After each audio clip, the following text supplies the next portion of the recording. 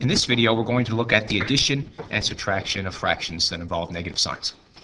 So, if we have any addition or subtraction with fractions, the first thing you need to do is find a common denominator.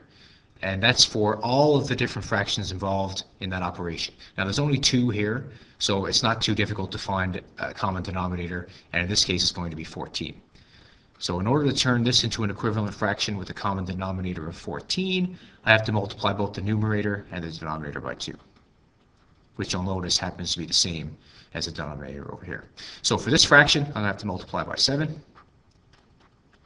And if I rewrite these as equivalent fractions, I end up with 6 over 14, and it's added to negative 7 over 14. Now you might notice that I put the negative up with the numerator because once we have our common denominators, whenever we add or subtract, we're only going to be working with the numerators here. So we consider the negative to go with the numerator.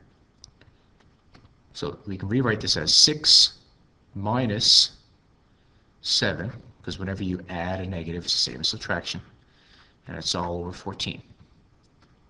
6 minus 7 gives us negative 1 over, let me try that again, gives us negative 1 over 14 as our answer. And we can't simplify this any further because there's no common factors here. Well, let's look at our second example. Negative 4 over 5 subtracting 2 over 3. Well, in this case here, our common denominator is going to be 15.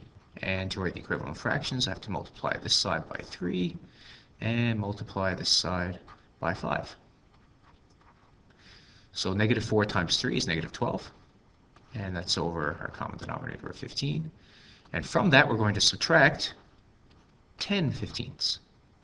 Well, we're already starting off with negative 12, and we're taking away 10 more from that.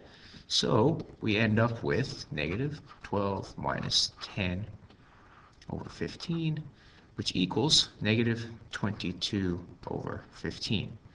Now, we're not quite done there yet, because you'll notice this is an improper fraction. So if I want to turn this into a mixed number, then I have to see how many times will 15 go into negative 22. Well, it's going to be negative, and 15 definitely goes in at least one time, but not more than one. And therefore, 22 minus 15 is going to leave me with 7 fifteenths left over.